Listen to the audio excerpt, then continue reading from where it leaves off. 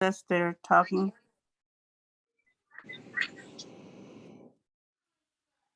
Good evening, everyone. We really appreciate you joining us tonight for this discussion about critical race theory.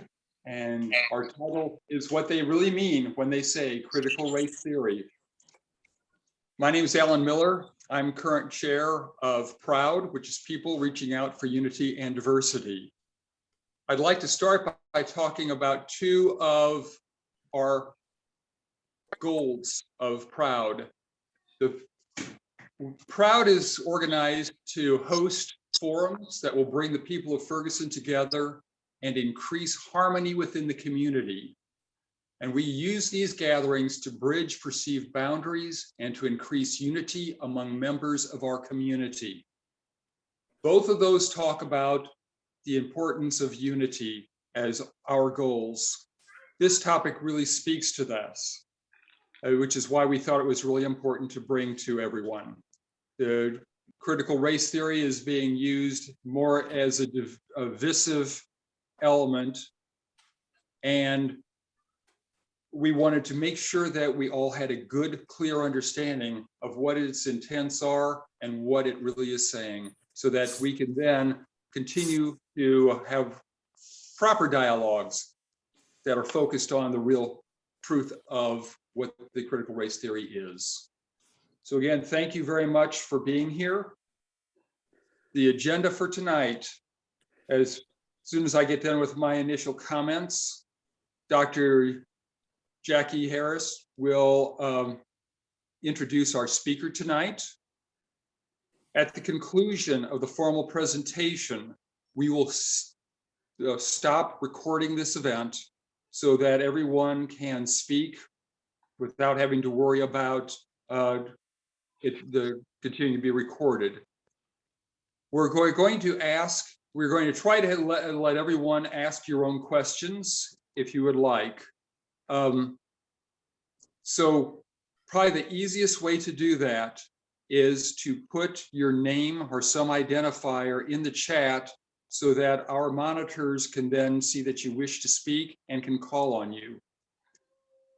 If you send your name to the hosts, then we will be able to, again, see that you wish to ask a question. We can call on you.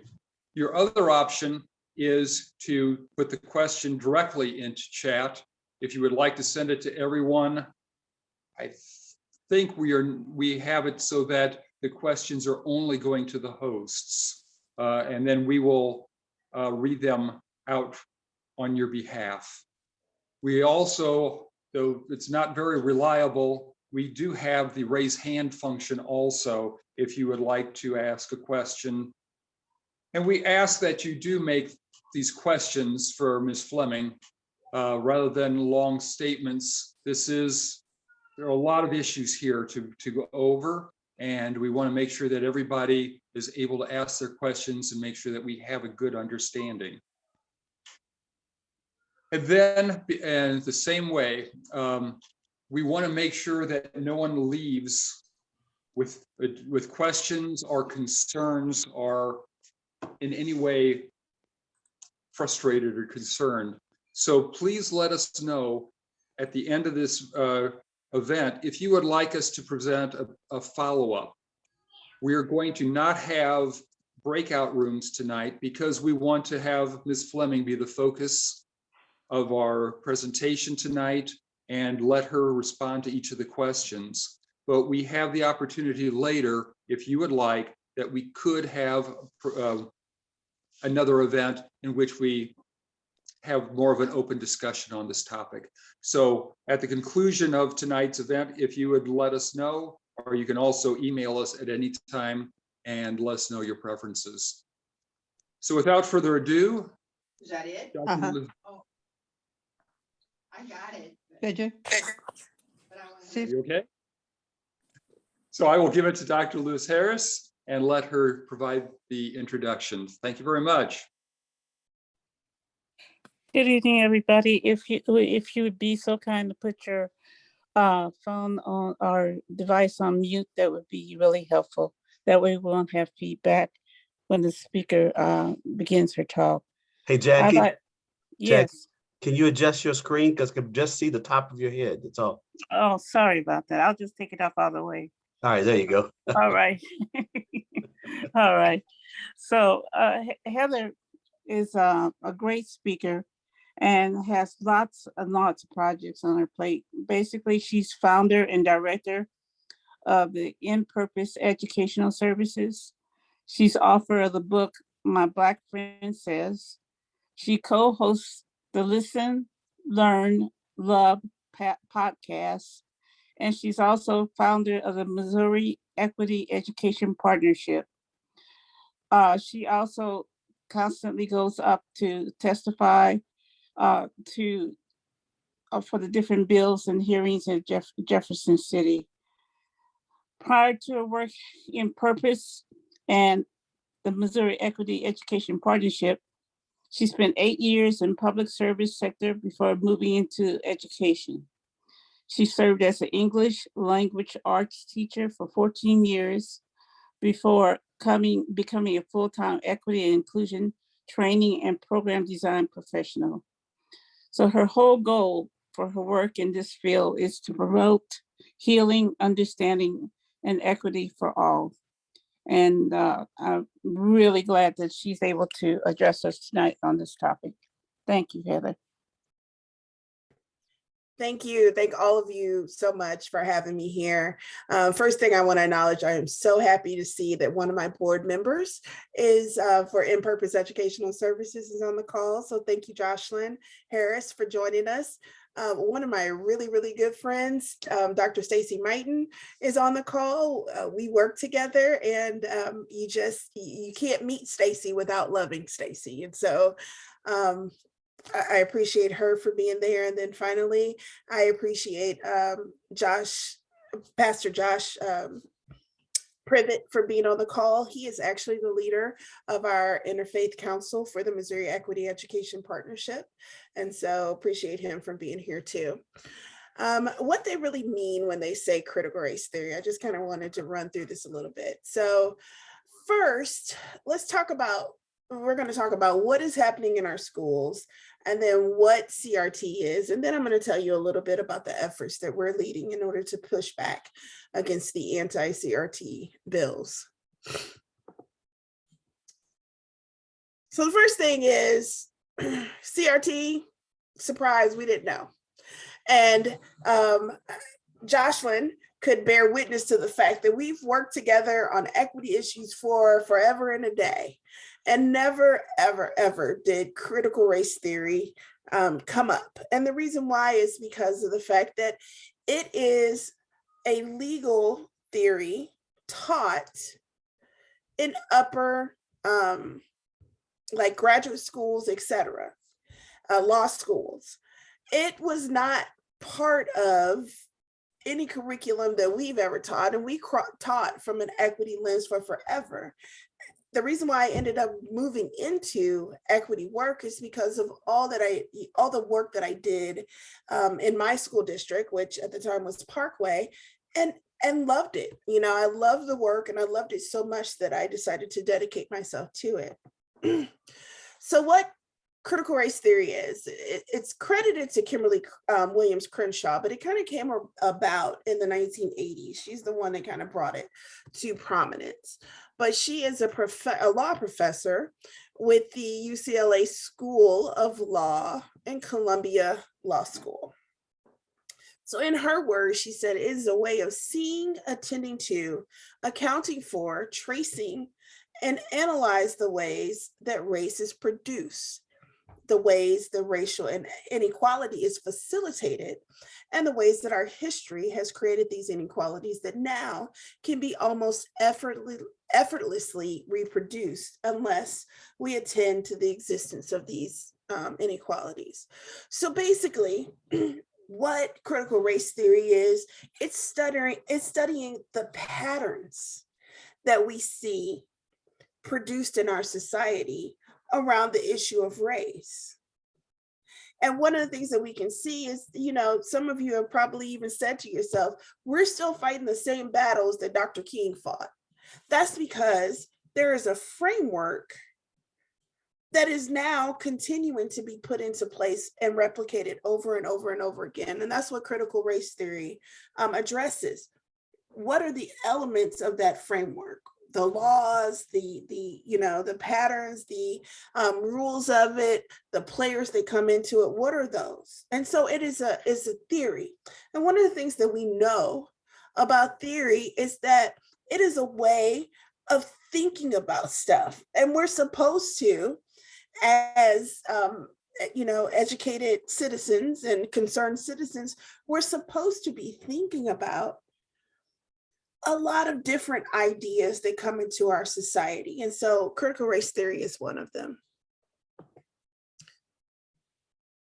So the brief history of CRT, there are some scholars developed CRT in the 1970s and 1980s after following the civil rights legislation of the 1960s, and they used it as a way to discuss and to study what they viewed as a lack of racial progress. So basically, hey, we had a lot of stuff done in the 1960s.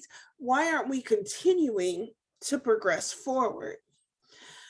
It centers on the idea of systemic racism as opposed to individual racism. And that's very different. It is taught in upper and graduate level university classes, and it's usually taught to law students. It can also be taught to upper level sociology students. There's different categories, but the main one is law. It seeks to challenge the idea that colorblindness is the answer to racism in the US. And then finally, it is not a DEI training tool, but instead it is an academic way of looking at the role of race and racism in our society, and our systems, and our laws.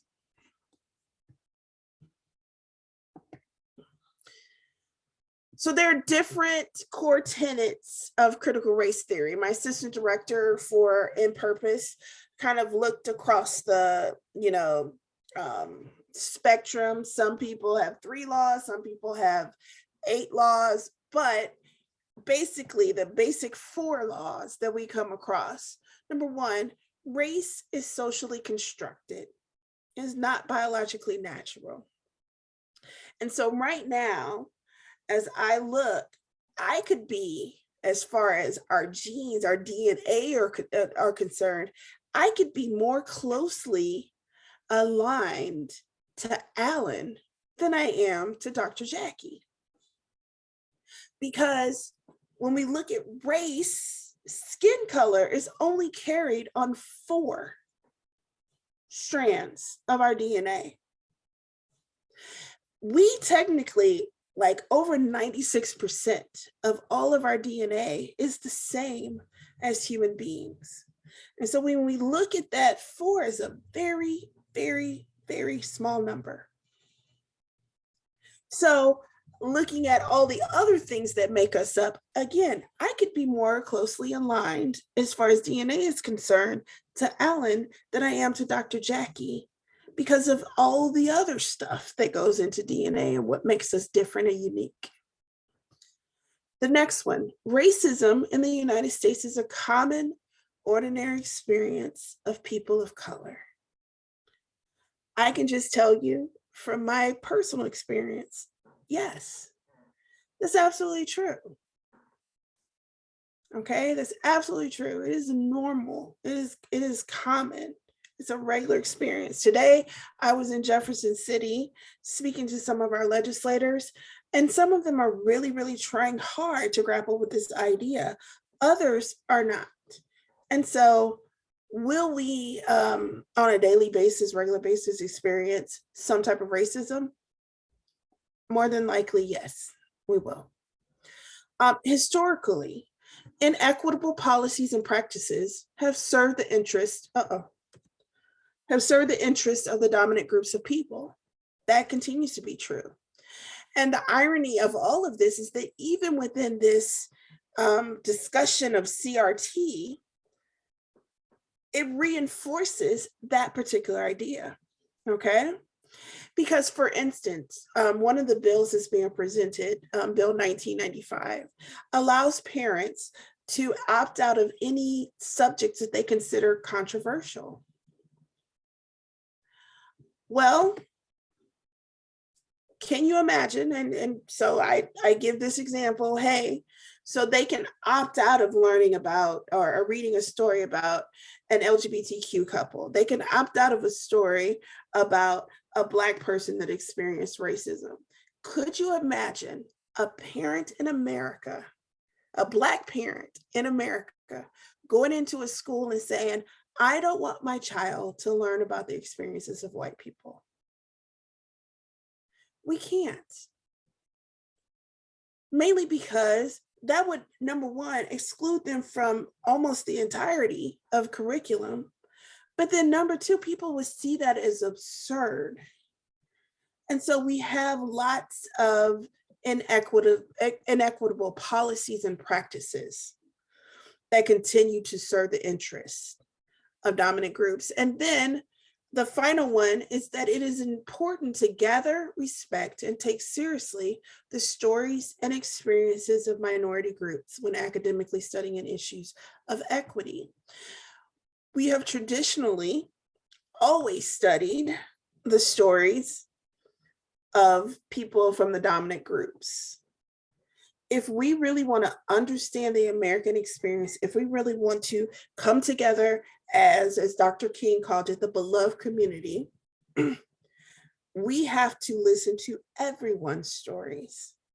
And we have to find out how those stories, number one, are connected, but then how they are different and what causes and creates the differences. And then I had a professor talk about, and I read this particular theory, and I hope I'm going to phrase this right, but basically, there are advances in progress that we will make that will still be allowed, will be allowed to make that progress because it continues to serve the interest of the dominant group. And so an example that I would give you of that is that right now we're fighting all of these anti-CRT laws, but yet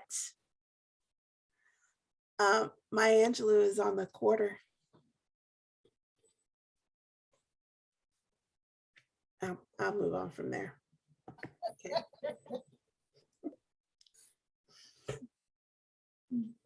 So a lot of the arguments they try to make to this is that it's Marxism. It's Marxism. It's Marxism. You know,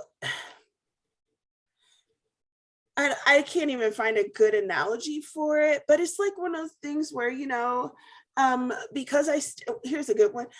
Because I stood in the garage, I'm a car. All right. Me standing in the garage and making myself aware of the circumstances that lead to this being a garage does not mean that I'm a car. I become a car. And so that is the same with the argument that this is Marxism. Anti-critical race theory activists point to what many scholars see as an important antecedent of critical race theory, and that is critical legal studies.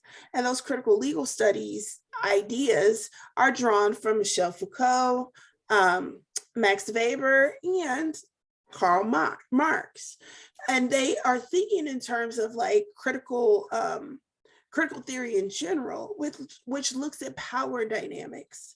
And so they're trying to take this idea that was a very valid and good idea, a way of thinking about power dynamics in our country, and they try to ascribe it to an entire political movement, and it's just not the same.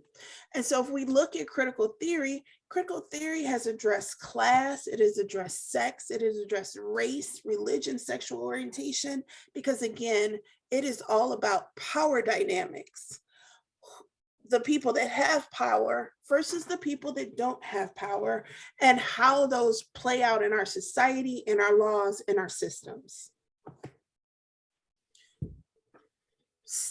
So just to give you a little bit of background about us, April 26th, I started a little group on Facebook that was just to discuss the fact that a legislator named Nick Schroer had submitted a law that banned not only it banned critical race theory, it banned the 1619 Project from being taught in schools, it banned all aspects of CRT, as they called it, it banned what else, even uses certain words, and then it banned some of the organizations that I regularly work with, these stories, Equity Educational Associates, if teachers pull from any teaching for tolerance materials, it basically said, no, none of that can be in our schools. And so we had an equity fair on July 17th, and it was just an opportunity for people to positively interact with the idea of equity. We had a bunch of different organizations that work from an equity standpoint there. We had vendors, we had speakers, games for the kids, the fire trucks, we have food trucks, we have free popcorn. It was just great for everyone. Well, as you can see, all of us had the t-shirts. We had gotten those t-shirts for our volunteers, and it was like, well, as long as we have the t-shirts, let's go to Jefferson City. And in Jefferson City on July 19th, Cindy O'Laughlin, who at that time was the head of the Joint Committee on Education, had a hearing. And in that hearing, it basically was an airing of grievances, except it was very one-sided. It was an airing of grievances for those people who claimed that their children had been negatively impacted by CRT. And what came out in that hearing is that, number one, DESE, the Department of Education and Secondary Department of Elementary and Secondary Education, had conducted a study at their request. Actually, that came out a little bit after, but they conducted a study, and that study was acknowledged during the hearing. But a few days later, the results were released, and it found that only one school district said that they taught CRT, and that was Kansas City Public Schools. This was out of, we have over 600 school districts in the state of Missouri. Over 400 of them responded to this, and only one said that they had any elements of CRT. Only 3 said that they had a requirement to teach a portion of the 1619 Project. And so what we have happening right now with all of these anti-CRT laws is that we have a solution to a problem that Missouri does not have. But more than that, I want to question, and I have continued to question, why is it a problem to begin with? Why is it a problem to look at how our laws have disproportionately impacted individuals of specific racial identities? What is wrong with that? So then we went back August 23rd again, but this time we were given the opportunity to speak all on our side, and we showed up big, as you can see. And then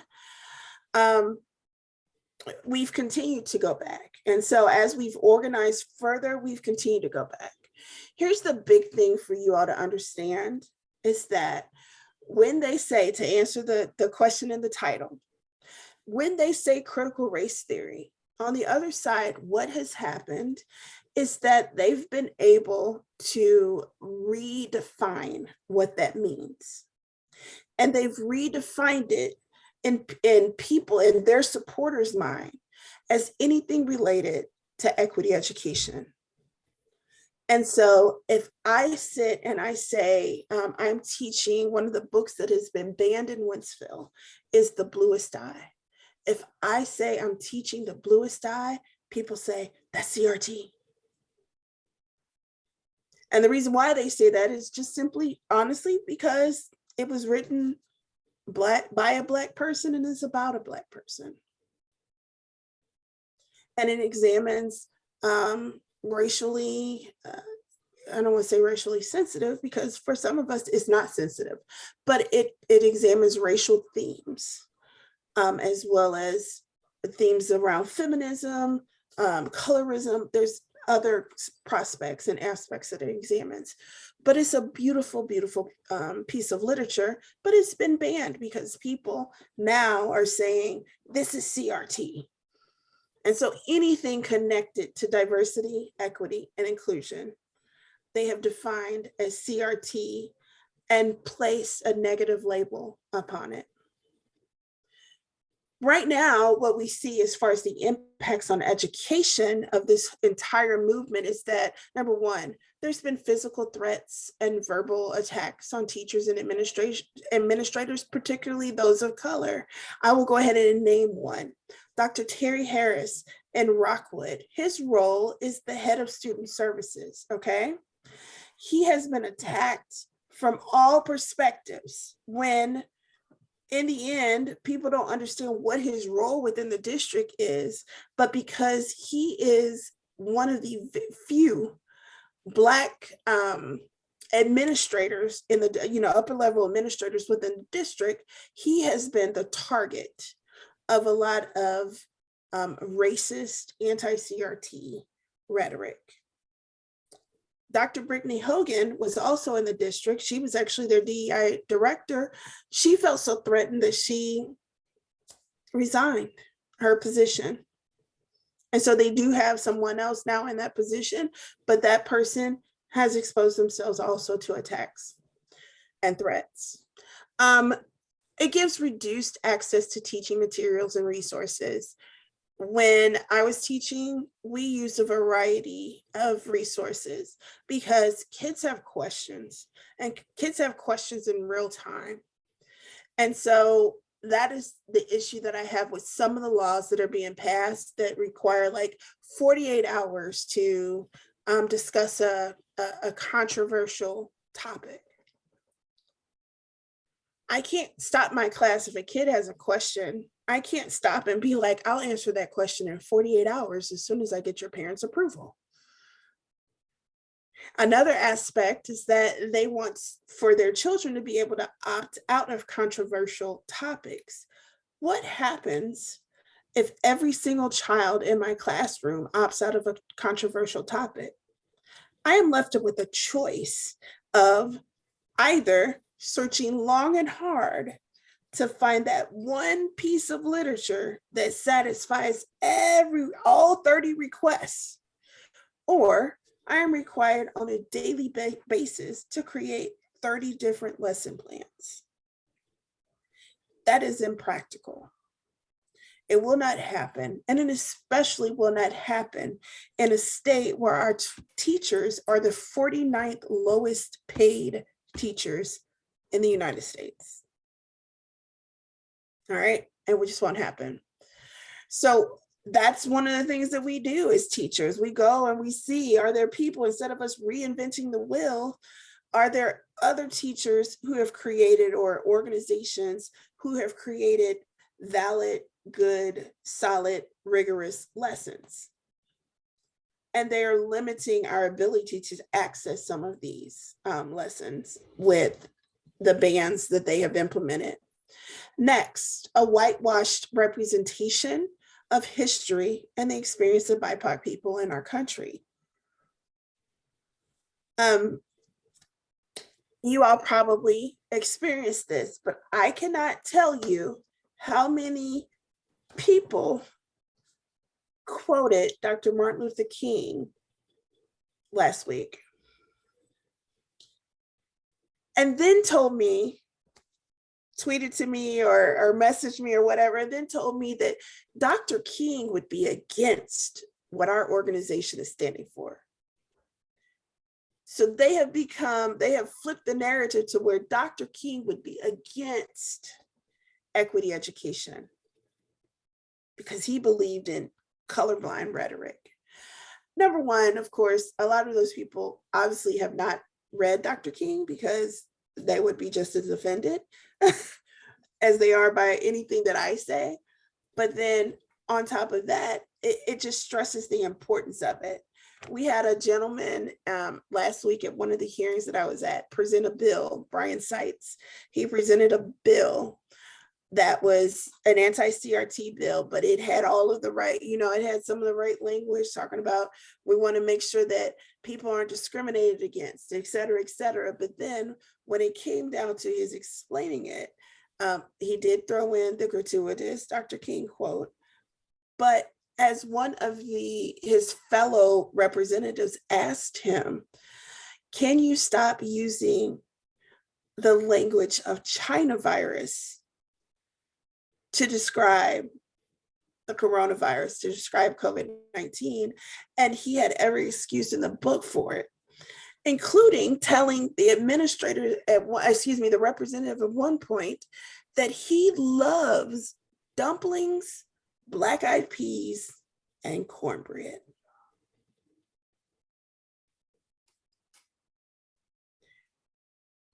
We need equity education. And that's the proof of it, okay? And so we don't want to have a whitewash representation of history. And the biggest thing that we wanted to do is that we want to arm our students with the language and the skills to talk about these difficult topics. Next, it is a continuation of the status quo. Every time we don't deal with an equity issue, we continue the inequity. It involves doing away with proven strategies to help a variety of students labeled as other. We know this, some of the individuals on this call are educators.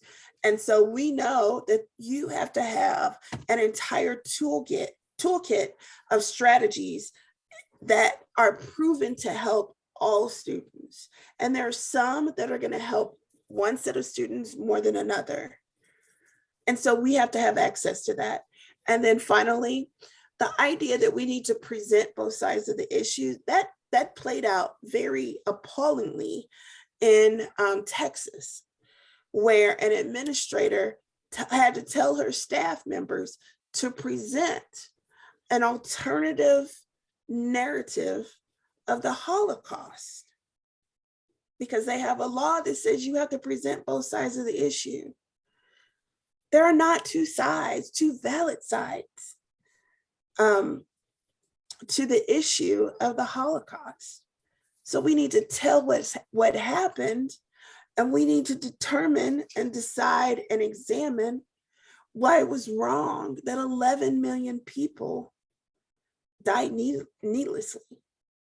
And we don't need an opposite side that explains, well, 11 million isn't that bad. We don't need to do that. Okay. So I will tell you that last year, some of the stuff they came through are also trying to ban terms. And so we have groups that now do what's called sunshine requests, where they ask for anyone, emails of anyone in school districts, et cetera, that use these terms because they're attempting to get these terms banned. And so if you look at this stuff, it's stuff that all of us should be able to talk about.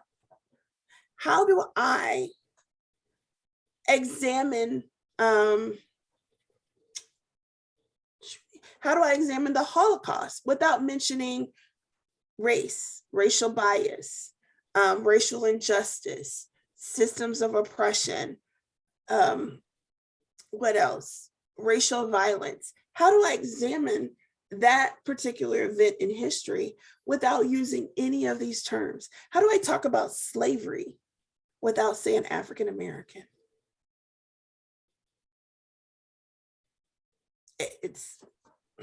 I'll leave it at that. And so I just want to really lay out the real motivations. Number one, they want to activate their base through fear and anger. This year is an election year. And so anyone that has paid attention, and I'll show you in just a second, Missouri filed so many laws to the point I've been in meetings with national organizations that are mapping all of these anti-equity laws, and Missouri always is by far the largest. So you might have, a state that has 1, another state that has 4, and then you look at Missouri and they have like 15, 20. The other thing that this is a push for school choice. And so if you look at some of the bills, it talks about a fund, putting money into a fund. This is the school choice fund. So the other side is framing this as, well, we want, to help improve systems. But what this will end up doing is taking money out of the public schools and placing it into the hands of parents, et cetera, that could then choose a private school. The difficult part, like for instance, CBC. When I spoke to Andrew Koenig, who is a senator out of Kirkwood, I believe, when I spoke to Andrew Koenig about this, I asked him, like, well, how much money do people get? It's a little over $6,000 that people would get out of the current setup that they have. CBC costs, what, 20-something thousand dollars a year. So who are you benefiting by having this voucher system option?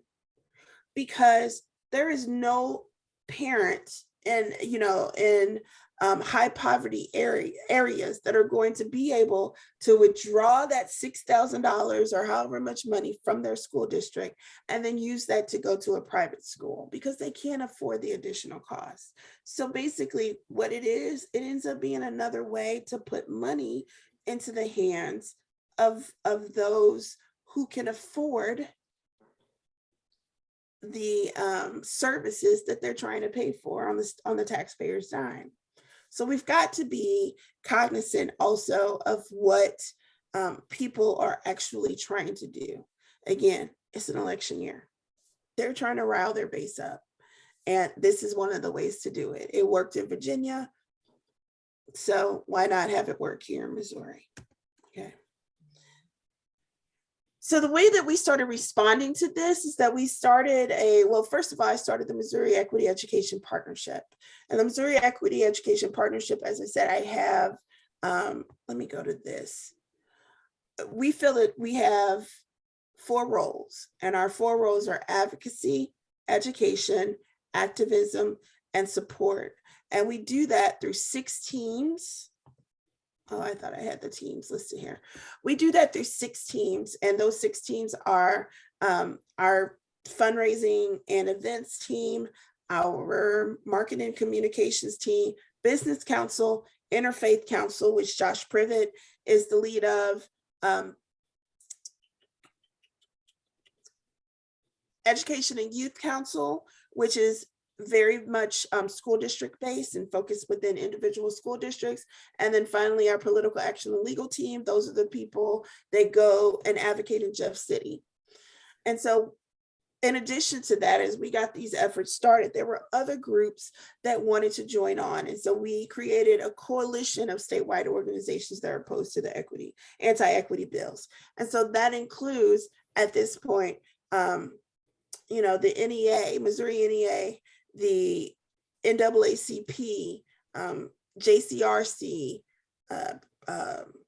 Promo, who else? There's so many people in it. We Stories is included. The Opportunity Trust. There are a lot of different groups that are in here. And so we are watching specific bills. And I will try to put this link in the comments. But here are all the bills that we are tracking in Missouri related to equity, to schools, etc. And what you're going to see is that I keep scrolling for a very long time. Okay, yes. These are just the House bills so far. Now, one that I want you to pay attention to and possibly try to support is this bill, which states everything that we should be studying, and it states it from an equity lens. So if you get a chance, go and check out Bill 1776. If you look at it, They have a very comprehensive list. So the Indian Removal Act, the Holocaust, indigenous populations, what happened with, here we go, Egypt, Nubia, Kush, Ethiopia. So it gives a variety of discussion topics that should be included in our social studies curriculum. Okay.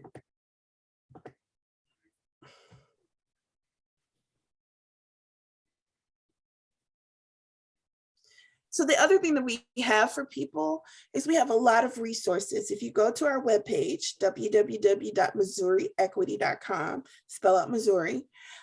If you go to our webpage, you will find, and you sign up to be a member, behind the member area, there are a lot of different resources. So a couple of resources. One is our playbooks. One of the playbooks gives here's sample responses that you can give to people in order to explain CRT and to counter some of their objections to it. The other one is, here's how you write letters to the editor. Letters to the editor, emails to your administrators, to your legislators, etc. The other thing we have is a member to-do list, and we're going to be releasing this every month. And it's just a checklist of here's the things that you could be doing. So looking here, this is this month's list. So it's pretty simple stuff. And I just ask that anyone who is in support of equity and inclusion in our schools and in our community and in our businesses and all of our institutions, please take 15-20 minutes each week, each month, whatever, and just go through some of these things and do it. Here, I forgot that I put that in here. Here's our playbooks. So if you look, sample communications to officials and media, and then the other one is overcoming common objectives. And so it's all there lined up for you. Okay. The other thing that we do is our district captain monthly checklist. Our goal is to have a MOEEP chapter in every single school district in the state of Missouri. And so to do that, we need district captains to step up.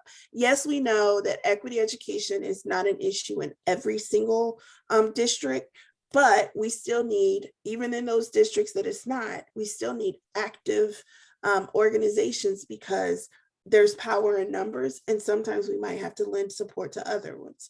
But then the reality is that, trust me, there's someone in your district right now who is trying to make this an issue. And so it's good to be proactive as well. So an example, this is our checklist for that. If you're district captain, again, we provide you with checklists to say, here's how you get your people involved. And we try to make it as simple as possible. We do calls to action. Anyone that follows our page knows that we do calls to action around, here's legislation that you need to either show up in Jeff City for or submit written testimony for. Here are teachers that need support. And so can you email these teachers, etc. So calls to action on a regular basis. And then finally, one of the other things that we do is the weekly updates. We started them last week, was our first one. It was pretty well attended. But basically each week we present to you, here's the legislation that they looked at this week. Here's what you should know about it.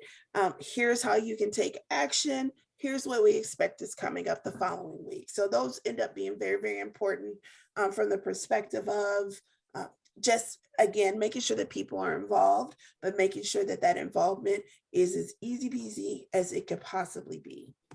Okay. Okay, I won't go do that. So how you can find out more information or get involved, again, Missouri Equity Education Partnership, that is MissouriEquity.com. And then also In-Purpose Educational Services, which is our original organization. And so on that particular side, we're leading with, making sure that people have access to free equity training or free equity topics, and just, being able to discuss them. It means on this side, we also do, like, for instance, right now with the book bans going on, we are partnering with ICME bookstore, African American owned bookstore, in order to offer those books for free to any parent or student in Missouri that wants them. And so we're going to be collecting funds, trying to get grants, et cetera, to make sure that we can send to every kid, everyone who wants to read that book, we can send the book to them. Of course, we're not going to send it to, because we are screening it, so we're not going to send the Bluest Side to a 10-year-old. But we are trying to make sure that, as far as our high school students are concerned, if they want to read that book, that they have the opportunity to. Each month, we're going to choose 1 or 2 books, depending on the number of bands we have coming up, so that that particular month, it can continue to be offered to people. And then each month, we will review the people that applied and ship it out to those who qualify. So a lot of good work going on. And I think that the best way that each of you could help is to realize, number one, how significant and important this is. This issue is the wedge issue that many people are going to use in order to deny other rights that we have at issue. And so it will be very important for you to get involved in that way. But then, it's also important for you to realize you are all empowered. I tell people all the time, I was just trying to start a little group to have a discussion, and it has grown into this. And sometimes we feel, number one, isolated in our advocacy work, but then number two, we feel powerless. And so the realization that you all have so much power as individuals and collectively, it's something that you have to realize and activate. I am not, well, I'm special because my mama loves me and she told me that. But as far as being like this big magical being, I'm not. I'm just a regular person trying to make my community better, trying to love as many people as possible. And so each of you can do that too. And you can do it within your realms of influence each and every day. And so I encourage you, connect with one another, connect with an organization like ours. That's the biggest thing that we really try to do, is to make sure that each person can receive, here are tangible items that you can do in order to help, because we need it significantly. So I think that's it. If anyone has any questions, please let me know. And they can also post them to the moderator in chat. And we have one question, but before we get, thank you. Before we get started with the other questions, we had some people that came in a little late. Can you give them a very short 1 or 2 sentence definition of CRT? So when they're asked about it, they can just say, this is what it is and what it's not, and it's not being used in schools. Yes. So critical race theory is a legal theory, really, a legal and sociological theory that examines the ways that our legal system, our systems have been used to disadvantage certain groups over another. And so it's very important to realize, number one, it's a theory. Number two, it does come from the Frankfurt School, which included Max Weber and, Karl Marx is the biggest one that they point to, but it is not Marxism within itself. It is just a way of thinking about our systems and examining power dynamics within our system.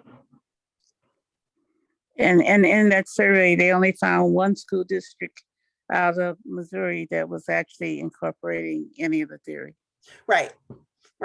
one school district. And to be quite honest, it's such an advanced theory that if they were looking at it, it was in some type of honors level advanced course, because many lawyers that I've spoken with even talked about the fact that, number one, if their school offered courses on critical race theory, many of the times it was one of those courses where we had to, it was in graduate school, number one, but then number two, they had to take prerequisites in order to even get to the course.